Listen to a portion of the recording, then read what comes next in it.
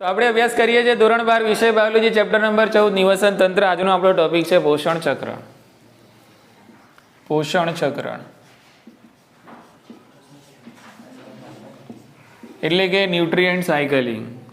મુદ્દામાં એન્ટ્રી લઈએ આપણે તો પહેલો સવાલ આપણને એ થાય કે ભાઈ પોષણ વાય એમ કેમ પોષણ જરૂરી છે? તો આપણા મગજમાં સીધો જવાબ આવે કે ભાઈ પોષણ જરૂરી છે વૃદ્ધિ માટે, પોષણ જરૂરી છે પ્રજનનની પ્રક્રિયાઓ માટે. ઓબ્વિયસ છે ને, પોષણ ના મળે તો વૃદ્ધિ ના થાય, બરાબર ને? પોષક તત્વો શરીરની વૃદ્ધિ માટે જરૂરી છે. પછી આપણું માનવ શરીર હોય, પ્રાણી શરીર હોય કે પછી વનસ્પતિ શરીર હોય, બરાબર, અથવા તો કોઈ નાનકડો સૂક્ષ્મજીવ જ કેમ નથી, દરેક માટે પોષક તત્વો જરૂરી છે. પોષક તત્વો સિવાય વૃદ્ધિ પોસિબલ નથી, પોષક તત્વો સિવાય પ્રજનન પોસિબલ છે નહીં. પોષક તત્વો નહીં હોય તો શરીરમાં થતી અથવા તો સજીવની અંદર થતી જે દેહધાર્મિક અને ચયાપચયની પ્રક્રિયાઓ છે એમાં અડચણ ઊભી થશે. બોલો હા કે ના? આપણે ભણી ગયા ઉત્સેચકો વિશે ઘણું બધું જાણી લીધું કે ભાઈ ઉત્સેચકો એવા હોય છે કે ભાઈ એમના માટે સહ ઉત્સેચકોની અથવા તો સહકારકોની જરૂર પડે છે. કેટલાક ઝીંકની હાજરીમાં સક્રિય થાય છે, કેટલાક મોલિબ્ડેનમની હાજરીમાં સક્રિય થાય છે, હા કે ના? કેટલાક કોપરની હાજરીમાં સક્રિય થાય છે, બરાબર ને?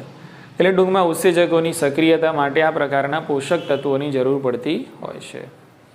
પોષક તત્વોમાં બધા જ આવી જાય એમ, જે પણ તમને પોષણ આપતા હોય, જે પણ ચયાપચય પ્રક્રિયામાં મદદ કરતા હોય એ બધા જ એમ. શરૂઆતના પદાર્થો બી એમાં આવી જાય, મીડિયેટર બી આવી જાય, અંતના જે પદાર્થો પેદાશો મળતી હોય એ પણ આવી જાય. એટલે ટૂંકમાં ખબર એ પડી કે પોષણ જરૂરી છે.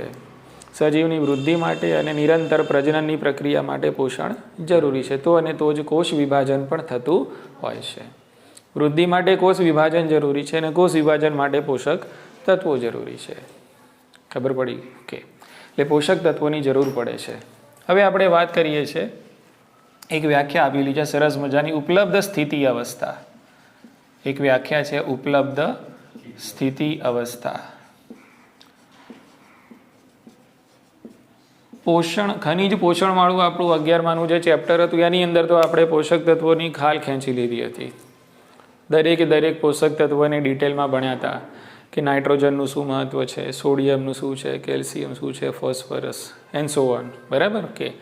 અને એમાંથી આપણને અંદાજ આવી ગયો કે ભાઈ હા, ખરેખર પોષક તત્વોનું મજબૂત જરૂરિયાત છે, એના વગર ચાલે નહીં, ખનિજ પોષણ જોઈએ છે કે. તો અહીંયા આપણે વાત કરવાની છે એક વ્યાખ્યાની ઉપલબ્ધ સ્થિતિ અવસ્થા, જેને કહેવાય છે સ્ટેન્ડિંગ સ્ટેટ. શું કહેવાશે એને? સ્ટેન્ડિંગ સ્ટેટ એટલે કે ઉપલબ્ધ સ્થિતિ અવસ્થા. ઉપલબ્ધ સ્થિતિ અવસ્થા એટલે શું? તો સમજી લો કે મારી જોડે આ કોઈ એકમ ક્ષેત્રફળ છે અને હું તમને કોઈ એક ચોક્કસ સમય આપું છું, એટલે આપેલ સમયની અંદર આ ક્ષેત્રફળ અથવા તો આ વિસ્તારની અંદર કાર્બનની માત્રા કેટલી છે, નાઇટ્રોજનની માત્રા કેટલી છે, ફોસ્ફરસ કેટલું છે, સલ્ફર કેટલું છે, કેલ્શિયમ કેટલું છે એન્ડ સો ઓન, ઘણા બધા ખનિજો લખી શકો છો તમે, બરાબર?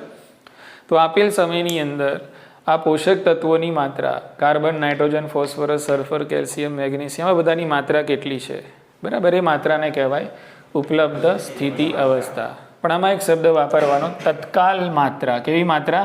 તત્કાલ. આ શબ્દ વાપરવો જરૂરી છે. તત્કાલ એટલે કરંટ. શું કહેવાય? કરંટ. હાલ, એમ, રાઈટ નાવ, બરાબર કે? તો અત્યારે હાલ આપેલ સમયની અંદર આ પ્રકારના પોષક તત્વોની તત્કાલીન માત્રા કેટલી છે એને જે તે પોષક તત્વની શું કહેવાશે? ઉપલબ્ધ સ્થિતિ અવસ્થા તરીકે ઓળખવામાં આવે છે. ક્લિયર? ઓકે. તો અહીંયા આપણે એક મુદ્દો પૂરો કર્યો કે ભાઈ ઉપલબ્ધ સ્થિતિ અવસ્થા એટલે શું. હવે હું તમને પૂછું કે સમજી લો કે હું જંગલનું નિવસન તંત્ર પકડું છું કે તળાવનું પકડીએ છીએ કે રણ પ્રદેશનું પકડીએ છીએ. તો દરેક નિવસન તંત્રમાં ખનિજ તત્વો અથવા તો જે પોષક તત્વો છે એની માત્રા સરખી જ હશે? બધી જગ્યાએ ઇક્વલ છે?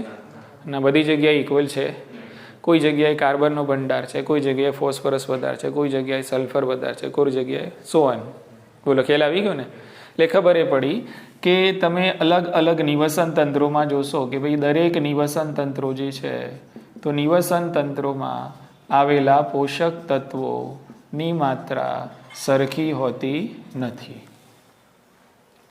દરેક નિવસન તંત્રોમાં પોષક તત્વોની માત્રા સરખી હોતી નથી, ભિન્ન અલગ અલગ જોવા મળે છે. આ એક ફેક્ટ વસ્તુ છે, બરાબર. બીજી ફેક્ટ શું છે કે ભલે અલગ હોય, ભલે નિવસન તંત્રોમાં અલગ અલગ નિવસન તંત્રોમાં વિવિધ પોષક તત્વોની માત્રા ભલે અલગ અલગ રહી, અને બીજી ફેક્ટ વસ્તુ એ છે કે દરેક નિવસન તંત્રમાં જે પોષક તત્વો છે એ પોષક તત્વો નિવસન તંત્રમાંથી બહાર નીકળતા નથી. પોષક તત્વો નિવસન તંત્રમાંથી બહાર નીકળતા નથી. એનો મતલબ એમ કે આ જે પોષક તત્વો છે એનું ચક્રીયકરણ થતું રહે છે. પોષક તત્વોનું શું થાય છે? ચક્રીયકરણ. એટલા માટે જ અહીંયા મુદ્દાનું જ નામ છે પોષણ ચક્ર. બોલો, ખ્યાલ આવી ગયો? દરેક નિવસન તંત્રમાં પોષક તત્વોના પ્રમાણ સરખા નથી હોતા. બીજું, અને દરેક નિવસન તંત્રની અંદર ક્યારેય પણ પોષક તત્વો નિવસન તંત્રમાંથી દૂર એટલે કે બહાર નીકળતા નથી, એમાંથી ખાલી થતા નથી. એનો મતલબ એમ કે પોષક તત્વો નિવસન તંત્રમાં જ અલગ અલગ સ્વરૂપે ચક્રીયકરણ પામતા રહે છે, અને પોષક તત્વોનું અર્થાત કે ખનિજ તત્વોનું ચક્રીયકરણ થતું રહે છે. અને આ ચક્રીયકરણ પાછું એવું બી નથી કે ભાઈ 2020માં થયું તો 21માં રજા, 21માં થયું તો 22માં રજા, 20થી 30 સુધી રજા, આવતા 10 વર્ષ ચક્રીયકરણ થશે, સવારેથી તો સાંજે બંધ, એવું છે? એવું નથી. નિરંતર આ પુનઃચક્રણ કેવું થવું જોઈએ? હા, તો ત્રીજો મુદ્દો છે કે ભાઈ આ પોષક તત્વોનું જે ચક્રીયકરણ છે એ નિરંતર છે થવું જોઈએ, અનંતકાળ સુધી. કેવા કાળ સુધી? હા, નિરંતર અને અનંતકાળ સુધી આ ચક્રીયકરણ ચાલુ જ રહે છે. અને એટલા માટે જ નિવસન તંત્રોમાંથી પોષક તત્વો છે એ દૂર જતા નથી કે એમાંથી ખાલી થતા નથી. હા, એવું બની શકે સ્વરૂપ બદલાય. શું બદલાય? સ્વરૂપ બદલાય. બોલો, ખ્યાલ આવી ગયો ને? કે ભાઈ માની લો કે નાઇટ્રોજન, તો નાઇટ્રોજન બની શકે નાઇટ્રેટ સ્વરૂપે પણ હોય, નાઇટ્રાઇટ સ્વરૂપે પણ હોય, એમોનિયા સ્વરૂપે પણ હોય, એમોનિયમ સ્વરૂપે પણ હોય, પણ અંદર ને મૂળ તો નાઇટ્રોજન છે ને. મૂળ તો શું છે? હા, સ્વરૂપ બદલાયા કરે છે પણ એમાંથી બહાર ખસશે નહીં, કોઈ છટકબારી છે નહીં. ક્લિયર ને? કોઈક ને કોઈક સ્વરૂપે ઉત્પાદકોમાંથી તૃણાહારીમાં, તૃણાહારીમાંથી વિઘટકોમાં, વિઘટકોમાંથી જમીનમાં, જમીનમાંથી પાણીમાં, પાણીમાંથી પાછું વનસ્પતિમાં ચક્રીયકરણ કંઈક ને કંઈક કેન પ્રકારે ચાલ્યા કરતું હોય છે. ઉતરે છે મગજમાં? ઓકે. તો આ જે ચક્રો છે, બરાબર, ઓકે, એને આપણે પોષક ચક્રો તરીકે ઓળખીએ છીએ. શું કહીશું આપણે એને? પોષક ચક્રો. અને પોષક ચક્રોનું બીજું નામ તમને અહીંયા આપેલું છે જૈવ ભૂ રાસાયણિક ચક્રો. શું કહેવાય આને? હા, એક આ નામ યાદ રાખી લેજો. પોષક ચક્રો તો ઓકે, ખબર પડી ગઈ આપણને, બરાબર, પણ આ નામ આપણે યાદ રાખશું, જૈવ ભૂ રાસાયણિક ચક્રો. બરાબર, ઓકે.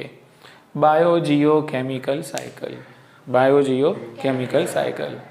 જૈવ ભૂ, જૈવ એટલે સજીવો, એટલે આ પોષક તત્વો સજીવોમાં જોવા મળે. પછી પાછા ભૂ એટલે જમીનમાં પડે. જમીન એટલે ટૂંકમાં સમજી લો કે ભાઈ હવા, પાણી છે, વાતાવરણ, બધામાં એમ. બરાબર, જૈવ ભૂ. બરાબર. અને આ પોતે બધા ખનિજો શું છે? રસાયણો છે. અને આનું ચક્રીયકરણ થતું રહે છે. એટલા માટે આને આપણે કહીએ છીએ જૈવ ભૂ રાસાયણિક ચક્રો પણ કહેવામાં આવે છે. સિમ્પલ લોજિક છે, બધા સિમ્પલ મુદ્દાઓ છે, સામે ખબર પડે છે. સરસ. તો જૈવ ભૂ રાસાયણિક ચક્રો છે એ બે પ્રકારના હોય છે. એક વાયુરૂપ, એક જે ચક્રો છે એને આપણે વાયુરૂપ કહીશું, અને બીજા છે અવસાદી. એક વાયુરૂપ ચક્રો અને બીજા અવસાદી ચક્રો. નીટમાં સિમ્પલ સવાલ ફક્ત આના ઉપરથી પણ પૂછાઈ ગયેલા છે કે ભાઈ વાયુરૂપ ચક્રો કયા? તો જે વાયુ સ્વરૂપે ખનિજો હોય એને વાયુરૂપ કહેવાય. દાખલા તરીકે કાર્બન અને નાઇટ્રોજન. હા કે ના? બરાબર ને? દાખલા તરીકે કાર્બન અને નાઇટ્રોજન, તો એને શું કહીશું આપણે? વાયુરૂપ ચક્રો કહીએ છીએ. અવસાદી ચક્રોની અંદર બે નામ છે, ફોસ્ફરસ અને સલ્ફર. તો આ કેવા છે? અવસાદી છે. અંગ્રેજી નામ પણ યાદ રાખી લેવાના કે ભાઈ વાયુરૂપ જૈવ ભૂ રાસાયણિક ચક્રો એટલે કયા છે? તો વાયુરૂપ જૈવ એટલે કે અંગ્રેજી નામ એનું ગેસિયસ કહેવાશે. અવસાદી એટલે કે સેડિમેન્ટરી. અવસાદી એટલે ઠરીઠામ થયેલા એમ, ઠરેલ. અવસાદી એટલે શું? ઠરેલ એમ. બોલો, ખ્યાલ આવી ગયો ને? ઓકે. તો જૈવ ભૂ રાસાયણિક ચક્રો બે પ્રકારના હોય છે, વાયુરૂપ અને અવસાદી. એટલે સિમ્પલ આવું પૂછાય છે કે ભાઈ નીચેનામાંથી કયું અવસાદી ચક્ર છે ને કયા વાયુરૂપ ચક્રો છે. બસ, તો આપણે કાર્બન નાઇટ્રોજન રાખવાનું વાયુરૂપ અને ફોસ્ફરસ સલ્ફર રાખવાનું અવસાદી. ઇઝી છે? બરાબર. ચાલો, હવે આ વાયુરૂપ કેમ છે? તો વાયુરૂપ એટલા માટે છે કે ભાઈ આ કાર્બન અને આ જે નાઇટ્રોજન છે એના ભંડારોનું જે સંચય સ્થાન છે એ વાતાવરણ છે, એટલા માટે કયા છે? વાયુરૂપ છે. એટલે આમનું જે ભંડાર છે, આમનું ગોડાઉન, બરાબર, એટલે આપણે એને કહીએ સંચય સ્થાન. શું કહીશું આપણે? હા, એટલે આના જે ભંડારો છે એ આપણને વાતાવરણમાં જોવા મળે છે. બોલો, ખ્યાલ આવી ગયો? એટલા માટે આવા ચક્રોને આપણે શું કહીશું? વાયુરૂપ ચક્રો. હવે ફોસ્ફરસ અને સલ્ફર કેમ અવસાદી ચક્રો છે? કારણ કે આ બધા આપણને પૃથ્વીના પોપડામાં જોવા મળે છે. ક્યાં જોવા મળશે ભાઈ? હા, કારણ કે આ ભારોભાર ભરેલા કુટીને પૃથ્વીના પોપડામાં ભરેલા છે, એટલા માટે આ ચક્રો કેવા કહેવાય? અવસાદી ચક્રો. કારણ કે આમના સંચય સ્થાન, આમના ભંડાર પૃથ્વીના પોપડામાં તમને મળશે એટલે અવસાદી કહેવાશે, અને આ તમને મળશે વાતાવરણમાં એટલે કહેવાય વાયુરૂપ. બોલો, ખ્યાલ આવી ગયો ને? ઓકે. તો કોણ અવસાદી છે, કોણ વાયુરૂપ છે, એ આપણને અહીંયા ખ્યાલ આવી ગયો. બીજું, હવે આગળના મુદ્દામાં જ આપણે જોયું કે ભાઈ નિવસન તંત્રમાંથી ગમે તે રીતે ભાઈ વાયુરૂપ ચક્ર હોય અથવા તો કાર્બન, નાઇટ્રોજન હોય કે ફોસ્ફરસ, સલ્ફર હોય છે, નિવસન તંત્રની અંદર એ ફર્યા કરશે. નિવસન તંત્રમાં એ શું કરશે? ફર્યા કરશે, બરાબર. એટલે એના આ જે સંચય સ્થાનો છે, દાખલા તરીકે પૃથ્વીનું પોપડું, બરાબર, અને એ જ રીતે વાતાવરણ, તો આ બધા આપણને એના સંચય સ્થાન જોવા મળે છે. તો આ સંચય સ્થાનના કારણે શું બેલેન્સ થાય છે? તો ઘણીવાર એવું બની શકે ડિમાન્ડ અને સપ્લાયમાં અસંતુલિતતા પેદા થાય ને. ડિમાન્ડ અને સપ્લાયમાં શું થાય? અસંતુલન પેદા થાય. સમજી લો, માની લો, દાખલા તરીકે અમારી જોડે વનસ્પતિ છે, ઉત્પાદકો છે, એટલે હાલ બધું ઉત્પાદકોમાં એન્ટર થઈ ગયું, બરાબર ને.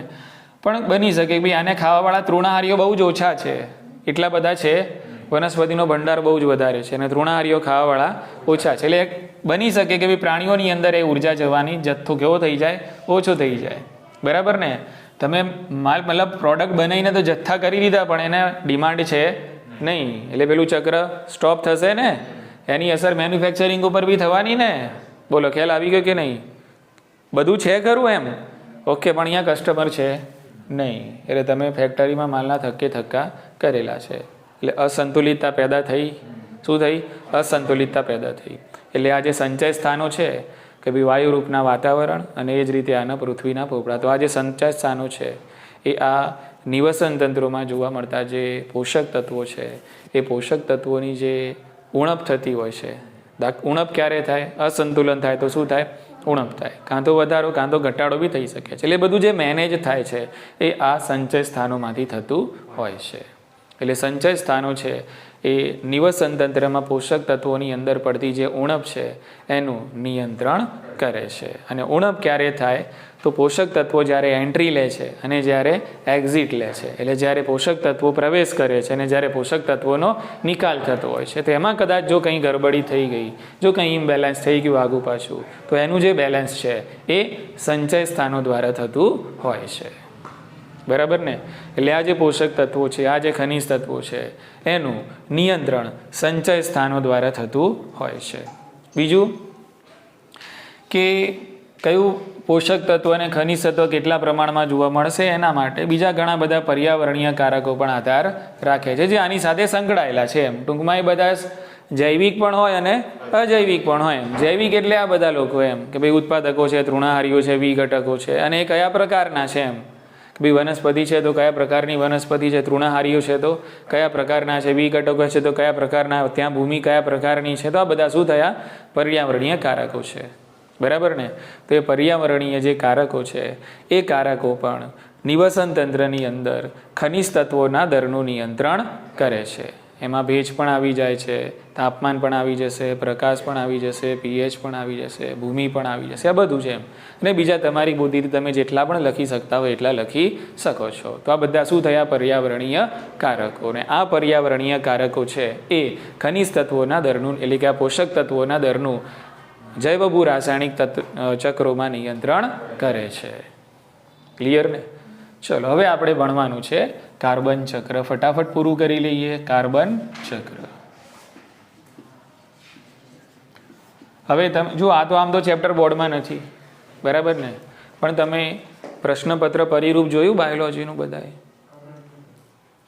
નવું પ્રશ્નપત્ર પરિરૂપ આવ્યું, મેં તમને મોકલાવ્યું પણ હતું, બરાબર. આશા રાખું કે તમે બધાએ જોયું હશે, અને જેને જોયું છે એ લોકોને કદાચ પ્રશ્નો વાંચ્યા હોય તો ખબર હશે કે એમાં એક 3 માર્ક્સના પ્રશ્નમાં અથવા તો 2 માર્ક્સના પ્રશ્નમાં કાર્બન ચક્ર પૂછી લીધું છે. પ્રશ્નપત્ર પરિરૂપ જે છે મોડલ પેપર છે એમાં કાર્બન ચક્રની ટૂંકનો તેને પૂછી લીધી છે. હાલાકી બોર્ડમાં છે, માની લઈએ ગલતી થઈ હશે.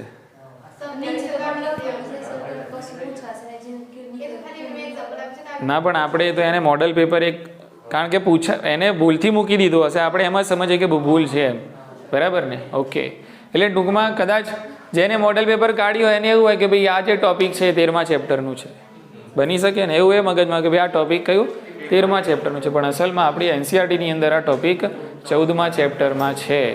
ક્લિયર ને? ઓકે, એટલે આ તો મેં તમને ખાલી જાણ કરી કે ભાઈ આ કાર્બન ચક્ર એને પ્રશ્નપત્રમાં પૂછેલું હતું.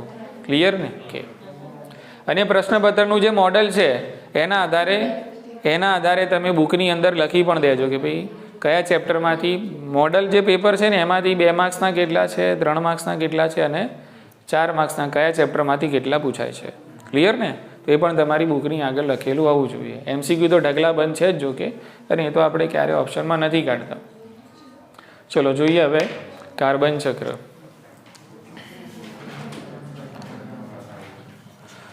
કાર્બન ચક્રની આપણે વાત કરીએ.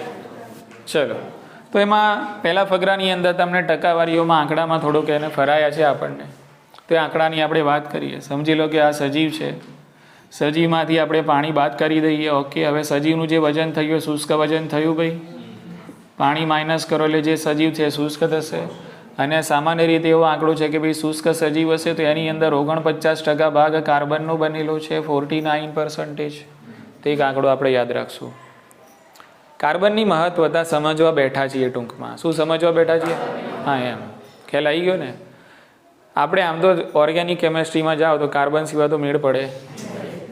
કાર્બનને ભૂલીને ઓર્ગેનિક સમજવા જાઓ તો કોઈ ગાંડો કે સઠિયાઈ ગયો છે છોકરું. કારણ કે કાર્બનથી જ બધા બંધો એ શરૂઆત છે ને, આલ્કેન છે, ફલાણું ઢીકણું બધું કાર્બન જ છે ને. કાર્બોકેટાયન, નામ જ કાર્બોકેટાયન. શું? કાર્બોકેટાયન. ઓકે, તો કાર્બન વગર તો ચાલે. ઓકે, એટલે ઠેર ઠેર ટૂંકમાં કાર્બન છે જ. લિપિડમાં કાર્બન ખરો જ ને ભાઈ. પ્રોટીનમાં ખરો, બધામાં, દરેકમાં. કારણ કે બધા કાર્બનિક અણુઓ જ છે ને ભાઈ, બધા શું છે? હા, એટલે કાર્બન ક્યાં જોવા મળે છે એનું તો લિસ્ટ બહુ લાંબુ થઈ જાય જો લખવા બેસીએ તો. ખ્યાલ આવી ગયો? એટલે લખવાની અહીંયા જરૂર છે. મહત્વ ખબર પડી કે કાર્બનનું આટલું મહત્વ છે.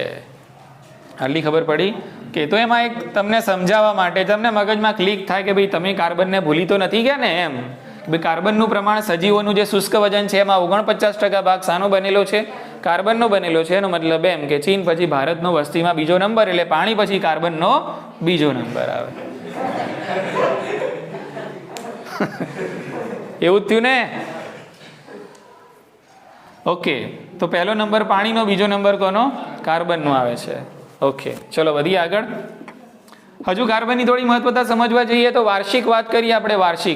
તો વૈશ્વિક કાર્બનનું જે લેવલ, મતલબ વૈશ્વિક કાર્બનનું જે પ્રમાણ છે એ કેટલું છે અને મહાસાગરની અંદર એનું પ્રમાણ કેટલું હોય સમજી લો કે મહાસાગર છે. અને તમે કુલ વૈશ્વિક કાર્બનની વાત કરો તો મહાસાગરની અંદર જ 71% કાર્બન છે દ્રાવ્ય સ્વરૂપે આવેલો છે ભાઈ. બોલો, આ મુદ્દો ખબર પડી ગઈ ને? પંચ ખાલી આટલો છે, ધ્યાન રાખો. તમે જે પણ કુલ વૈશ્વિક કાર્બનની વાત કરો છો એ વૈશ્વિક કાર્બનમાં 71% કાર્બન તો દ્રાવ્ય સ્વરૂપે ફક્ત ક્યાં ઠલવાયેલો છે?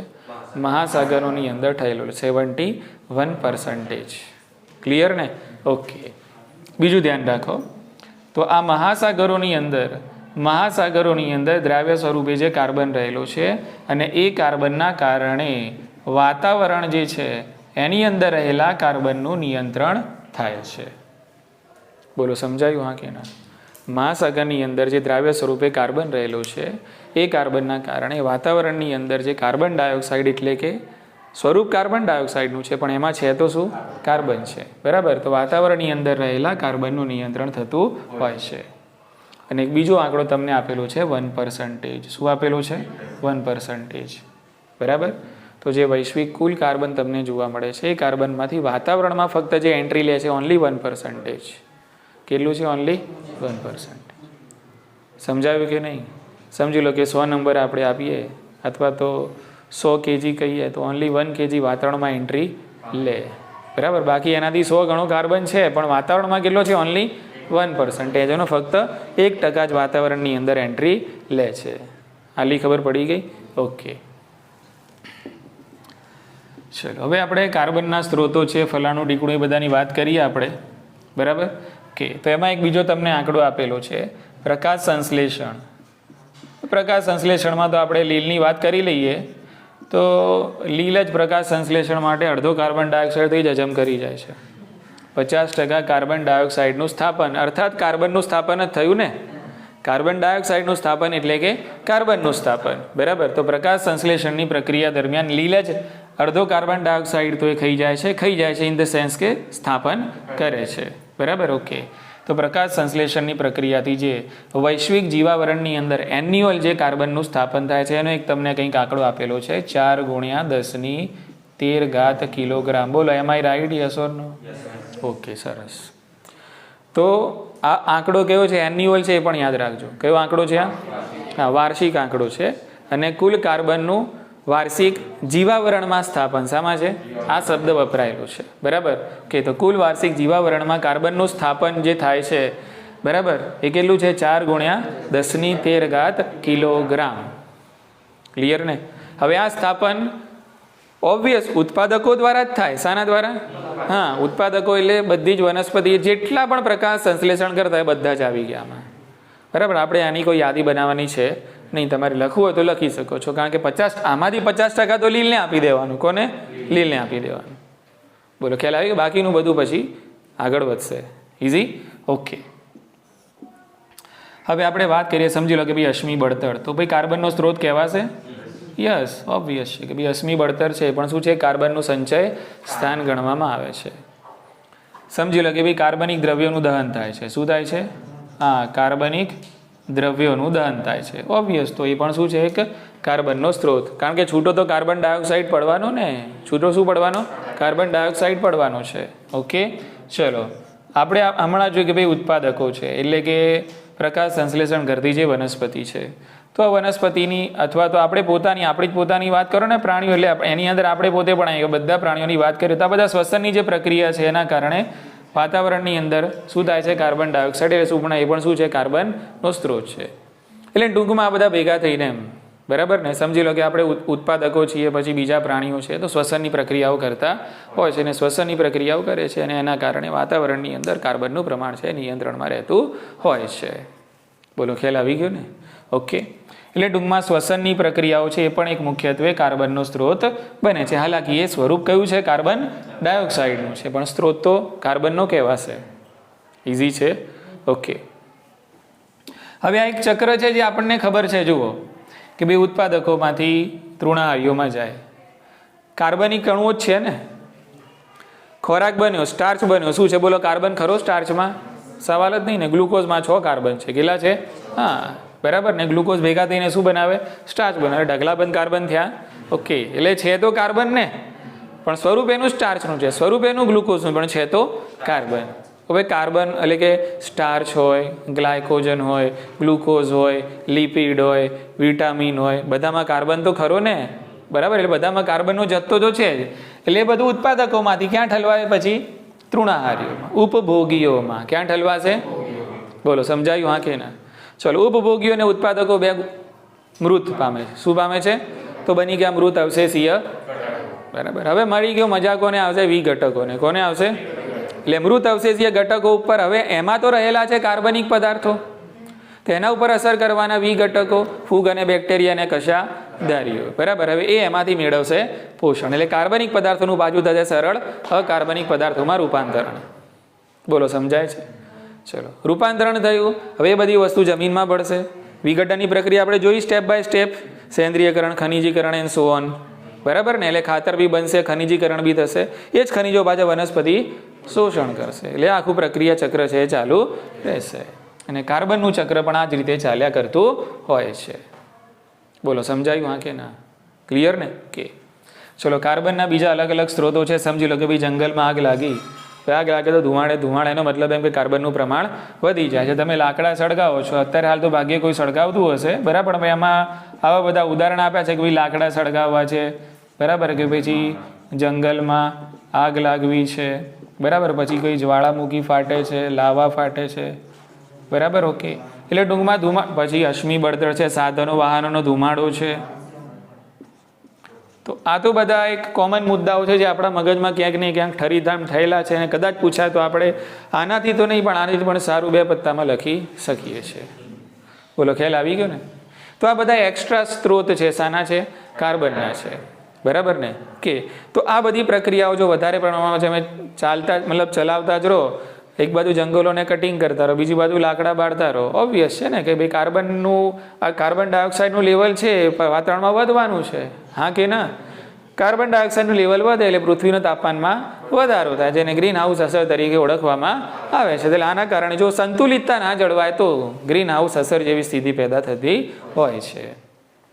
બોલો, ઉતરી ગઈ મગજમાં? તો બસ આ બધી આટાગોટીમાં આપણે ફર્યા જવાનું છે. આને આપણે કહીએ છીએ કયું ચક્ર? કાર્બન ચક્ર. ઇઝી.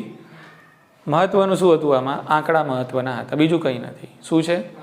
નીટમાં જે પૂછાય છે આના ફક્ત આંકડા પૂછાય છે, આટલું યાદ રાખવાનું છે. બાકી તો આ બધી માયાજાળ તો આપણે 500 વાર ડિસ્કસ કરી હશે, ક્યાંક ને ક્યાંક અલગ અલગ રીતે, કે ભાઈ કોણ કોનામાંથી જાય છે, શું છે શું નહીં, બધું ખબર છે કે કાર્બન અહીંથી આમ જાય, અહીંથી આમ જાય, અહીંથી આમ જાય. નાઇટ્રોજન ચક્ર ભણી ગયા છીએ ને આપણે? હા, બહુ જ પહેલાં ભણી ગયા છીએ નાઇટ્રોજન ચક્ર. સહજીવી સ્થાપન બધું ખરું ને? બરાબર, એ આખું નાઇટ્રોજન ચક્ર અહીંયા એને ડિસ્કસ નથી કરવાનું. કે હવે અહીંયા જે બીજું ચક્ર તમને સમજાયેલું છે કયું છે? ફોસ્ફરસ ચક્ર. એટલે આ એક વાયુ ચક્ર સમજીએ ને એક કયું? ફોસ્ફરસ ચક્ર સમજીએ. ચલો, તો અહીંયા આપણે સમજીશું કયું ચક્ર? ફોસ્ફરસ ચક્ર. ફોસ્ફરસ જ આપેલું છે ને ભાઈ? ઓકે, સલ્ફર નથી આપેલું ને? ચલો, ફોસ્ફરસ ક્યાં હોય તમે ફટાફટ કહી દો. ચલો, એટીપીમાં ફોસ્ફરસ હોય? સરસ. એડીનો સાઇન ટ્રાય. હા, શક્તિસભર સંયોજનોમાં ફોસ્ફરસ છે જ ને. બોલો, ન્યુક્લિક એસિડમાં ખરું? ફોસ્ફોડાયસ્ટર બંધ આવે છે ને, તો ન્યુક્લિક એસિડની અંદર પણ આપણને ફોસ્ફરસ જોવા મળે છે. કોષરસ્તરના બંધારણમાં ખરું? Yes, phospholipid. કોષરસ્તરના બંધારણમાં ફોસ્ફોલિપિડ, જેનું નામ છે લેસિથિન. શું નામ છે? હા, તો લેસિથિન એક પ્રકારનું ફોસ્ફોલિપિડ છે. એટલે ટૂંકમાં ખબર એ પડી કે ફોસ્ફરસ હોય. મજબૂતાઈ માટે ખરું ને? હાડકાં છે, દાંત છે, કવચ છે, શું હોય એમાં? હોય છે ને. દાંતની મજબૂતાઈ કેમ છે? ફોસ્ફરસ છે, કેલ્શિયમ છે. આ સખત થોડું કહેવાય. શું?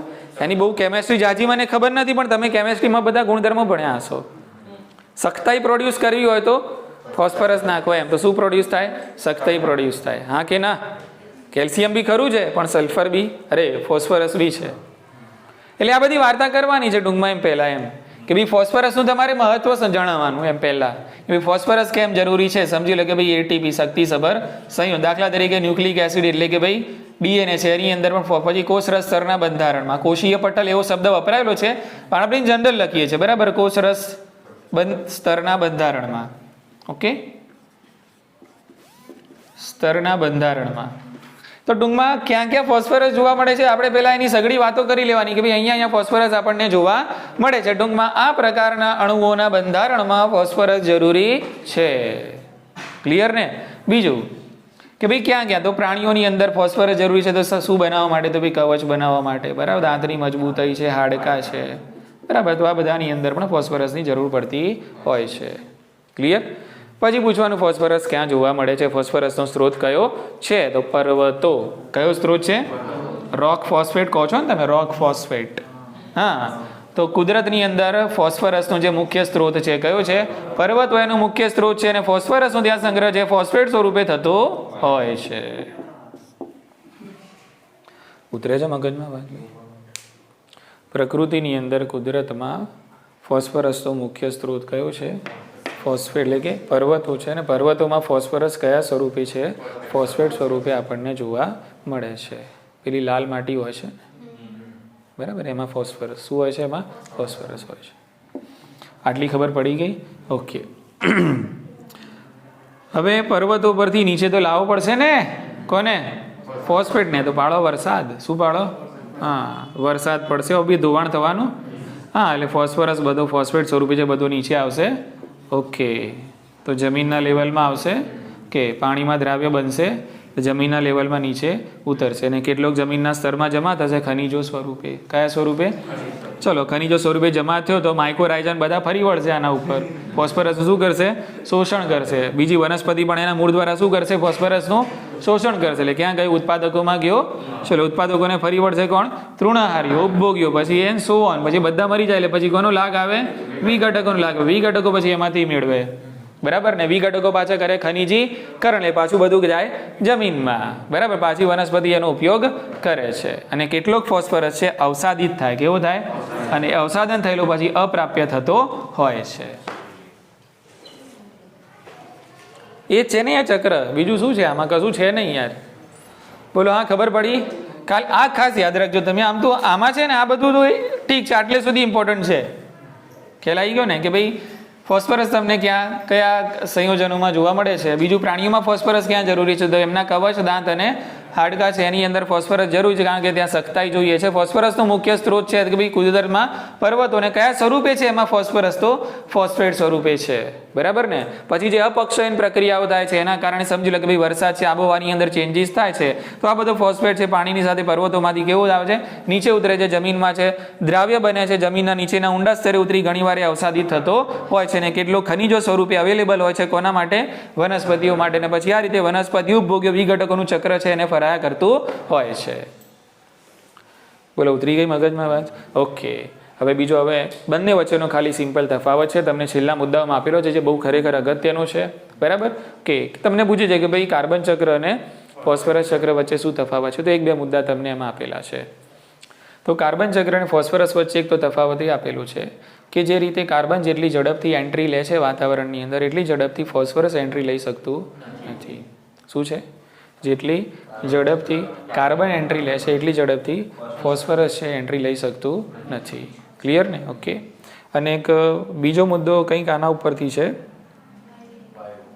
હા, વાયુ. બરાબર છે કે ભાઈ વાયુનું સ્વરૂપમાં આપણને વધારે અવેલેબલ અને વધારે મતલબ સ્થિત કહેવાય તો એ કયું છે? કાર્બન છે. કોના કરતાં? ફોસ્ફરસ કરતાં. બોલો ખ્યાલ આવી ગયો ને? ઓબ્વિયસ છે કે ફોસ્ફરસ વાયુ સ્વરૂપ, એટલે આપણે આમ અંદાજ જ ના, વાયુ સ્વરૂપ ફોસ્ફરસ નોટ પોસિબલ. હા કે ના? કાર્બન વાયુ સ્વરૂપ પોસિબલ. ક્લિયર ને? ઓકે. એટલે વાયુ રૂપમાં કોણ વધારે જોવા મળે છે? કાર્બન. કોના કરતાં? ફોસ્ફરસ કરતાં. એટલે આ બે નાનકડા તફાવત છે કોની વચ્ચે? કાર્બન ચક્ર અને ફોસ્ફરસ ચક્ર. કાલે આપણે મુદ્દો પૂરો કરીશું.